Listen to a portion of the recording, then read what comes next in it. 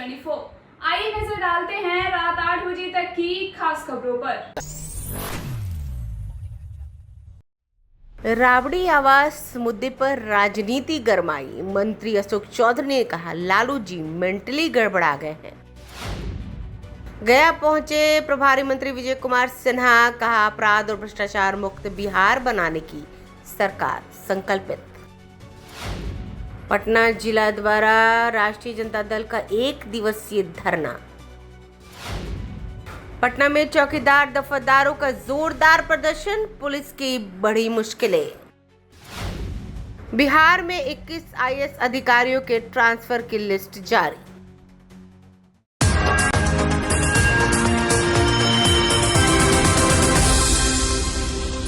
बिहार की सियासत से इस वक्त की एक बहुत बड़ी खबर सामने आ रही है।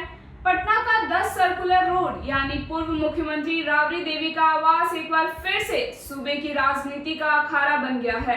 मामला लालू प्रसाद यादव और राबड़ी देवी की सुरक्षा व्यवस्था में हुए बदलाव से जुड़ा है, जिस पर अब आरजेडी और जेडीयू के बीच तलवारें खिंच गई हैं। सुरक्षा में कटौती से नाराज आरजेडी सुप्रीमो लालू प्रसाद यादव ने सीधे पूर्व मुख्यमंत्री नीतीश कुमार पर निशाना साधा है। लालू यादव ने मीडिया से बातचीत में साफ तौर पर कहा है कि ये सब कुछ नीतीश कुमार ही करवा रहे हैं, लेकिन लालू यादव ने इस बयान पर अब जेडीयू ने बेहद तीखा और विवादित पलटवार किया है। बिहार सरकार के मंत्री और जेडीयू नेता अशोक चौधरी ने लालू यादव पर निजी हमला बोलते हुए कहा कि लालू जी मेंटली गड़बड़ा गए हैं। अशोक चौधरी ने साफ किया कि जब तक नीतीश कुमार के साथ थे तब तक राबड़ी आवास में रहे और अब अलग व्यवस्था मिलने के बाद भी लालू यादव सिर्फ दबाव की राजनीति कर रहे हैं। सरकार का कहना है कि सुरक्षा हटाना या बदलना किसी नेता का नहीं बल्कि सुरक्षा समिति और पुलिस विभाग का फैसला होता है। आपको बता दें कि हाल ही में राज्य सरकार ने लालू राबड़ी की Z+ सुरक्षा की समीक्षा के बाद उसमें बदलाव किया था, जिसके विरोध में दोनों नेताओं ने अपने सरकारी बॉडीगार्ड्स को वापस भेज दिया। अब हालात ये है कि राबड़ी आवास की सुरक्षा का कमान खुद आरजेडी के कार्यकर्ताओं ने संभाल ली है। इस पूरे विवाद पर मंत्री अशोक चौधरी ने और क्या कुछ कहा, आइए आपको सीधे सुनाते हैं। कल हमने देखा था आरजेडी के पेज पर दिलीप जायसवाल के एक बयान को मजाक के रूप में आरजेडी ने दिखाया था कि दिलीप जायसवाल जी कैसे कितना फेंकते हैं। एक बयान उन्होंने दिया था कि आने वाले समय में पटना से हम किशनगंज जो है 1 घंटे कुछ मिनट में पहुंचेंगे। दिलीप जायसवाल जी का कोई बयान था पुराना, उसको आरजेडी ने अपने ऑफिशियल ट्यूब से ट्वीट किया और उनके बयान को दिखाया और कहा है कि भारतीय जनता पार्टी के एनडीए के लोग कितना फेंकते हैं। तो क्योंकि आरजेडी के नेता तो उतना पढ़े लिखे हैं नहीं और आरजेडी का जो कॉन्सेप्ट है वो दूरदर्शिता वाला है नहीं, क्योंकि ये लोग तो लाठी पिलामन, लाठी घुमावन और लौंडा नाच वाले लोग हैं। इनको तो भविष्य दिखता नहीं है कि देश दुनिया कहाँ जा रहा है। अगर 15 साल अगर देश दुनिया कहाँ जा रहा था अगर इसका ध्यान रखते तो आज हमारे जो बिहार के लोग बेरोजगार हो रहे हैं और वो बेरोजगारी का दंश झेल रहे हैं वो समस्या नहीं होती। क्योंकि जब पीवी नरसिम्हा राव ने इकोनॉमी को ओपन किया और देश में विदेशी जो फंडिंग शुरू हुई उसमें हम पीछे रह गए, हमने कोई इंडस्ट्रियल पॉलिसी नहीं बनाई। और जब बाढ़ आता था तो हमारे मुख्यमंत्री लालू प्रसाद यादव जी कहते थे, और हम लोग तो जब से पढ़ते आ रहे हैं कि बाढ़ एक प्राकृतिक आपदा है और बिहार पर एक दंश है। तो लालू यादव जी की ऑफिशियल बाइट है कि बहुत अच्छा हुआ, गरीब सब बाढ़ आ गया, गरीब सब मछली पकड़ पकड़ के खाएगा। तो ये सोच वाली पॉलिटिकल पार्टी है। तो इनको कैसे समझ में आएगा कि आने वाला भविष्य क्या हमारा है और हम कैसे काम कर रहे हैं। अभी जो रेलवे का वेबसाइट है, रेलवे ने अपने जो वेबसाइट पर डाला है वो डाला है Varanasi, the proposed Varanasi Siliguri high speed rail corridor is a major bullet train project. Once completed, it will connect Varanasi to Siliguri in 2 hours 55 minutes. ये रेलवे के ऑफिशियल सोशल मीडिया अकाउंट पर है। आप समझिए कि ये बुलेट ट्रेन तो निश्चित रूप से जो दिलीप जायसवाल जी कह रहे हैं कि हम 1 घंटा कुछ मिनट में किशनगंज पहुंचेंगे, तो ये नहीं है कि वो मजाक कर रहे हैं, लेकिन किस तरह से प्रोजेक्ट आरजेडी के लोग कर रहे हैं दिलीप जायसवाल के बयान, ये मजाक देखिए कितना फेंकता है भारतीय जनता पार्टी एनडीए के लोग, इस तरह से प्रोजेक्ट कर रहे हैं बिहार की जनता को दिखाना, क्योंकि इनके पास विजन नहीं है। अगर विजन होता तो आरजेडी के ऑफिशियल ट्विटर अकाउंट से इस तरह का बाइट नहीं देते लोगों को। भारत आगे बढ़ रहा है, रेलवे के सेक्टर्स में भी और सेक्टर्स में भी। हम अभी मिडिल ईस्ट क्राइसिस से थोड़ा इकोनॉमी हमारी कमजोर हुई है, ये बात सत्य है, लेकिन तब भी हम 10वें नंबर से 6ठे नंबर 4थे नंबर पर गए थे, 6वें नंबर पर आए, फिर तैयारी कर रहे हैं, संघर्ष करेंगे और आगे बढ़ेंगे। ऐसा नहीं है कि सिर्फ हिंदुस्तानी मिडिल ईस्ट क्राइसिस से इकोनॉमी से परेशान है, और भी बहुत से देश परेशान है, लेकिन जो पॉलिटिकल पार्टी का कितना पॉलिटिकल बैंकरप्सी है, ये इसी बात से प्रमाणित होता है।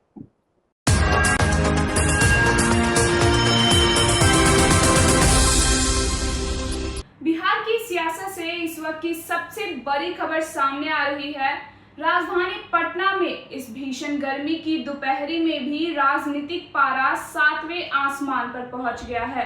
बढ़ती महंगाई, चरमराते अपराध और भ्रष्ट शिक्षा व्यवस्था के खिलाफ राष्ट्रीय जनता दल यानी आरजेडी ने सरकार के खिलाफ मोर्चा खोल दिया है। पटना जिला आरजेडी द्वारा आयोजित 1 दिवसीय धरने में पहुंचे पार्टी के कद्दावर नेता और राज्यसभा सांसद मनोज झा ने सूबे की सरकार पर तीखा तंज कसा है। मनोज झा ने मुख्यमंत्री सम्राट चौधरी पर सीधा हमला बोलते हुए कहा कि उनके पास कोई जनादेश नहीं है, बल्कि बिहार में धोखाधड़ी और षड्यंत्र के जरिए वोट चुराकर सरकार बनाई गई है। सांसद मनोज झा ने 2 टूक शब्दों में चेतावनी दी है कि सूबे में सरकार नाम की कोई चीज नहीं बची है। उन्होंने खुले मन से सरकार को अल्टीमेटम देते हुए कहा कि अगर जल्द ही अपनी कार्यशैली नहीं बदली तो आज यह शांत धरना आने वाले दिनों में एक बड़े और उग्र जन आंदोलन का रूप ले लेगा।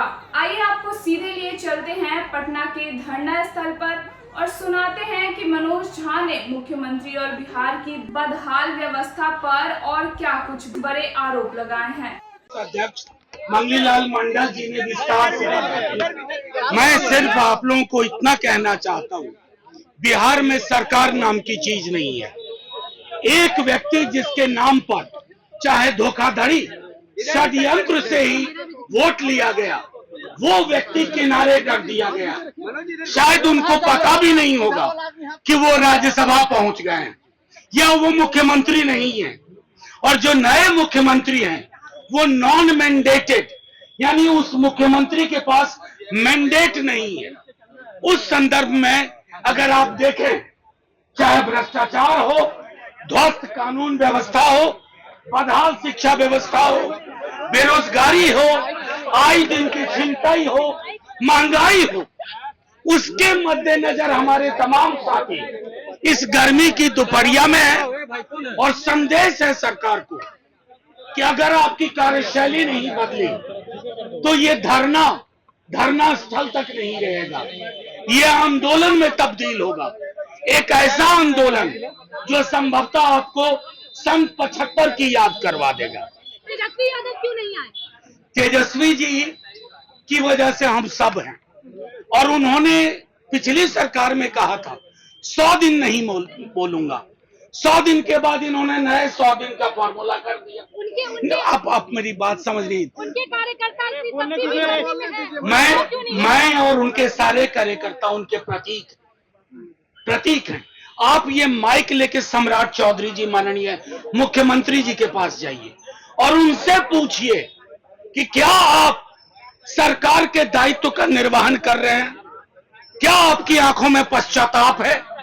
अगर ये सवाल नहीं पूछ सकते हमारे पत्रकार मित्र तो हमारे साथ धरने पे बैठिए। मनोज जी कह रहे हैं शिक्षा मंत्री की बंगला का मोह छोड़ दीजिए और लालू जी को क्यों किया था? मैं आपको बस एक सवाल और लूंगा, मुझे 1 मिनट, मैं इनकी सवाल ले लूं। मैं एक सिर्फ कहता हूं, मकान का एंटाइटलमेंट तय होता है। अगर मेरा टाइप 6 है और आपने 7 नहीं किया तो 6 में मुझे क्यों कह रहे हो बदलने के लिए? आज तक इसका कोई इतिहास नहीं है।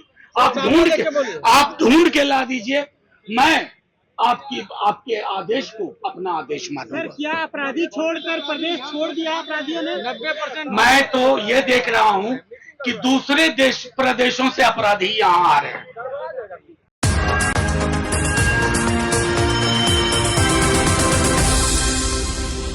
बिहार की राजधानी पटना का डाक बंगला चौराहा आज एक बार फिर सियासी और सामाजिक विरोध का अखाड़ा बन गया। इस बार मोर्चा खोला है राज्य के चौकीदार और दफादारों ने। अपनी विभिन्न मांगों को लेकर सैकड़ों की संख्या में पहुंचे कर्मियों ने सरकार के खिलाफ जमकर नारेबाजी की और यातायात को पूरी तरह ठप कर दिया। प्रदर्शन कर रहे चौकीदार दफादारों का गुस्सा मुख्य रूप से रुकी हुई बहाली प्रक्रिया और कम वेतन को लेकर है। संघ के नेताओं का कहना है कि साल 2023 के बाद से उनकी बहाली की प्रक्रिया को पूरी तरह ठप कर दिया गया है। उनका दावा है कि पूर्व में सरकार ने 8,000 लोगों की बहाली की थी, लेकिन अभी भी विभाग में करीब 10,000 पद खाली पड़े हैं जिन्हें जानबूझकर नहीं भरा जा रहा है। इसके साथ ही प्रदर्शनकारियों ने सम्मानजनक वेतन देने की भी मांग उठाई है। कर्मियों का सीधा आरोप है कि नई सरकार के गठन के वक्त उनसे बड़े बड़े वादे किए गए थे। उन्हें आश्वासन दिया गया था कि सरकार बनते ही भर्तियां शुरू होंगी और वेतन विसंगतियों को दूर किया जाएगा, लेकिन सरकार सिर्फ तारीख पर तारीख देकर उनको बरगलाने का काम कर रही है। फिलहाल चौकीदार दफादार संघ ने साफ कर दिया है कि यह तो सिर्फ एक चेतावनी है। अगर सम्राट सरकार ने उनकी मांगों पर जल्द ही कोई ठोस और लिखित फैसला नहीं लिया तो आने वाले दिनों में यह आंदोलन पूरे बिहार में और उग्र रूप से अख्तियार होगा। 5 में हम लोग नीतीश कुमार को चुनाव डिप्टी कराए, मेरा कमान भी है तो पर पेट पर लात मारा जा रहा है। रहने के लिए हम लोग का घर द्वार तक नहीं है, कुछ नहीं है। हमारे बेटे ने घाट में क्या होगा? प्रशासन लोग हम लोग पूरी बात को लेकिन ये भागना है नहीं दिया नहीं जाता है। 97 से हम लोग चैत किया था बहाली का, माँ का पर हम लोग को चिट्ठी नहीं मिला कि भाई में अकेले हम थे, क्या होगा सरों में हमको चिट्ठी देने के लिए। बाबू जी 90 को रिटायर किए, उसके बाद हम 7 साल फ्री में आशित में सर हमको 90 के बाद हम लोग को सेवा नहीं हुआ बाबू जी का, तो हमको आशित में दिया गया। 20-12 में ठीक है सरकार को एक बार बहाल किया जाएगा। चौकीदारी करने के लिए चाहता नहीं था सर, आपने पैसा हो गया बहुत देर करेगा। जौन गई थाना से गाड़ी नहीं निकलता था, उग्रवादी क्षेत्र था, जौन गई हम लोग की है। हर समय हम लोग का शिकार बनते जा रहे हैं, कोई हमको नहीं मिलता है। लाख खाने के लिए पंचायत में जुगाड़ खाएगा। हम लोग यही करेंगे सर, मरेंगे मरेंगे लोग, जेल में हम लोग सवाल नहीं करेंगे। और 14/5/3 तक के बीच में जो सेवा नहीं बचे हुए हैं आखिरी एफजी, उनको बहाल चाहिए हम लोग का। और अभी तक जो बंद कर दिया गया है 23 में, बहाल करके वो लोग को चाहिए हम लोग। कितने लोग आप लोग ऐसे हैं जो अभी 10,000 हम लोग मतलब बिहार में हो गया। 10,000 30,000 हो गया। 30,000 के हाँ, हम लोग मुजफ्फरपुर जिला से आए हुए हैं, हर जिला से और दूसरी जिला से लोग आए हुए हैं। क्या क्या मांगे हैं आप लोगों की? मेन मांग हम लोग को बहाली एफजी को बहाल चाहिए और सब बहाली चाहिए। बहाली कितने साल से रुका हुआ है? 23 में रुका गया है और 20-12-95 को आदेश दिया था, एक बार सेवा नहीं चुनाव वासी में बहाल, कुछ को हुआ कुछ बचा हुआ, हम लोग बचे हुए हैं। कौन चाहिए हम लोग का? मेरा नाम गंगा पासवान हुआ, मुजफ्फरपुर जिला कुपी थाना।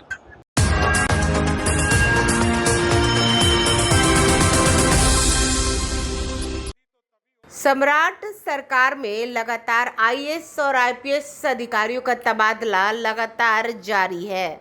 बिहार के मुख्यमंत्री सम्राट चौधरी ने बड़े स्तर पर प्रशासनिक अधिकारियों में फिर से फेरबदल किया है। पटना, भागलपुर, मुजफ्फरपुर समेत कई जिलों के डीएम बदल दिए गए हैं। सामान्य प्रशासन विभाग ने 21 आईएएस अधिकारियों के ट्रांसफर की लिस्ट जारी की है। इससे कुछ देर पहले ही 27 आईपीएस अफसरों का भी तबादला किया गया है। सामान्य प्रशासन विभाग द्वारा जारी अधिसूचना के अनुसार 1996 बैच के आईएएस आनंद किशोर को पर्यावरण और जलवायु परिवर्तन विभाग का अपर मुख्य सचिव बनाया गया है। वहीं 1997 बैच के आईएएस अधिकारी रॉबर्ट एल चोकथू को अल्पसंख्यक विभाग से तबादला कर उन्हें संसदीय कार्य विभाग का प्रधान सचिव बना दिया गया है। 1917 बैच के आईएएस मोहम्मद सुहेल को अल्पसंख्यक कल्याण विभाग का सचिव नियुक्त किया गया है। उनके पास समान प्रशासन विभाग के सचिव और जांच आयुक्त का अतिरिक्त प्रभार भी रहेगा। पटना के डीएम त्यागराजन का तबादला कर उन्हें बिहार विद्यालय परीक्षा समिति का अध्यक्ष बना दिया गया है। उनके पास स्वास्थ्य विभाग के विशेष सचिव का भी प्रभार रहेगा। इसी तरह खगड़िया के डीएम नवीन कुमार को मद्य निषेध, उत्पाद और निबंधन विभाग का विशेष सचिव नियुक्त किया गया है। इनके पास सूचना एवं जनसंपर्क विभाग के सचिव का अतिरिक्त प्रभार भी रहेगा। नालंदा के डीएम कुंदन कुमार का पटना ट्रांसफर कर दिया गया है। अब वह पटना के नए जिलाधिकारी होंगे। वहीं मुजफ्फरपुर के डीएम सुब्रत कुमार सेन को बिहार चिकित्सा सेवाएं एवं आधारभूत संरचना निगम लिमिटेड का प्रबंध निदेशक बनाया गया है। 2013 बैच के आईएएस धर्मेंद्र कुमार को बिहार राज्य पुल निर्माण निगम लिमिटेड का चेयरमैन नियुक्त किया गया है। स्वास्थ्य विभाग के विशेष सचिव श्रीडवाई भूटिया का ट्रांसफर उन्हें जहानाबाद की नई डीएम नियुक्त किया गया है। रोहतास की डीएम उदिता सिंह का भी तबादला किया गया है। उन्हें नालंदा का नया जिलाधिकारी नियुक्त किया गया है। पूर्वी चंपारण के डीएम सौरभ जोरवाल का ट्रांसफर करते हुए सरकार ने south Bihar power distribution company limited का प्रबंध निदेशक बना दिया है। 2016 बैच के आईएएस अंशुल अग्रवाल को बांका जिले का नया डीएम बनाया गया है। अभी तक वह मद्य निषेध, उत्पाद एवं निबंधन विभाग में उत्पाद आयुक्त सह निबंधन महानिरीक्षक के पद पर तैनात थे। जहानाबाद की डीएम अलंकृता पांडे का तबादला कर उन्हें भागलपुर के जिलाधिकारी बनाकर भेजा गया है। 2017 बैच के आईएएस कुमार गौरव मुजफ्फरपुर जिले के नए डीएम होंगे। राज्य स्वास्थ्य समिति के अपर कार्यपालक निदेशक पद से तबादला कर दिया गया है। कंफेड के एमडी समीर सौरभ को गोपालगंज का नया डीएम बनाया गया है। वहीं 2019 बैच का आईएएस सौरभ सुमन यादव पूर्वी चंपारण के नए जिलाधिकारी होंगे। उनका कृषि निदेशक के पद से ट्रांसफर कर दिया गया है। जहानाबाद जिला परिषद की मुख्य कार्यपालक पदाधिकारी प्रीति को समेकित बाल विकास सेवा का निदेशक बनाया गया है। 2019 बैच के आईएएस अधिकारी नवीन कुमार किशनगंज के नए डीएम होंगे। बिहार शिक्षा परियोजना परिषद से उनका तबादला कर दिया गया है। इसी तरह प्रारंभिक शिक्षा निदेशक के पद पर तैनात विक्रम विरकर को भी स्थानांतरित कर खगड़िया का नया डीएम नियुक्त किया गया है। मुख्यमंत्री सचिवालय में संयुक्त सचिव के पद पर तैनात आईएएस दीपक कुमार मिश्रा को रोहतास में डीएम बनाकर भेज दिया गया है। राजस्व और भूमि सुधार विभाग के विशेष कार्य पदाधिकारी चंद्रमा अत्री को समाज कल्याण विभाग का निदेशक बनाया गया है। ब्यूरो रिपोर्ट, आंखें न्यूज़ 24।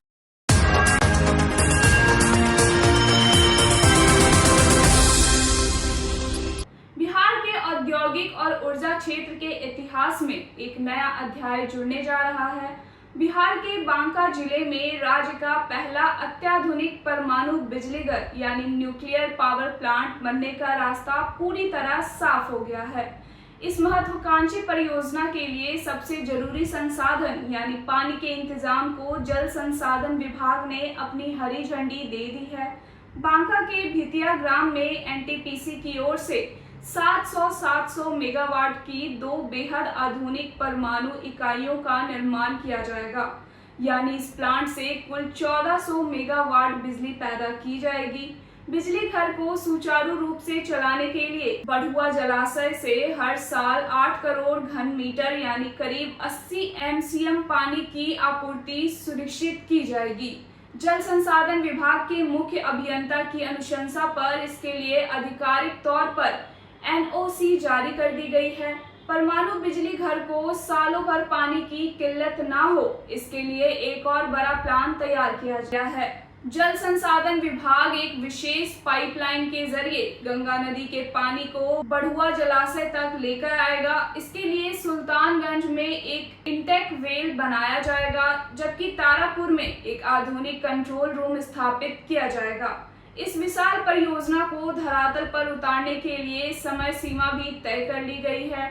परमाणु ऊर्जा ऑपरेशन की मंजूरी के बाद अगले 6 महीनों के भीतर इस बिजली घर की विस्तृत परियोजना रिपोर्ट यानी डीपीआर तैयार कर ली जाएगी। अधिकारियों का प्रयास है कि आगामी 20 नवंबर को जब एनडीए सरकार का 1 साल पूरा हो तब प्रधानमंत्री नरेंद्र मोदी के हाथों से इस ऐतिहासिक परियोजना का शिलान्यास कराया जा सके। उत्तर प्रदेश प्रदेश के बुलंदशहर में स्थित नरोरा परमाणु केंद्र का तर्ज पर बांका में भी विकास का एक नया ताना बाना बुना जाएगा। इस परियोजना के आने से बांका और उसके आसपास के इलाकों में न केवल रोजगार और व्यवसाय के नए अवसर पैदा होंगे, बल्कि यहाँ CSR के तहत अत्याधुनिक आवासीय टाउनशिप, अस्पताल, मुफ्त खाद्यान्न किट और स्कूलों में आधुनिक बुनियादी सुविधाएं भी विकसित की जाएंगी। सिर्फ बांका ही नहीं, इसके साथ साथ पीरपैंती में 2400 मेगावाट, बरौनी में 800 मेगावाट और कांटी व कहलगांव जैसे जगहों पर भी ऊर्जा क्षमता बढ़ाने का काम तेजी से चल रहा है। निश्चित रूप से बांका का यह परमाणु बिजली घर आने वाले समय में पूरे बिहार को बिजली के मामले में आत्मनिर्भर बनाने में सबसे बड़ी भूमिका निभाएगा। फिलहाल इस बुलेटिन में बस इतना ही। देश और दुनिया की तमाम बड़ी खबरों के लिए बने रहें हमारे साथ आंखें न्यूज़ 24 पर। नजर हर खबर पर।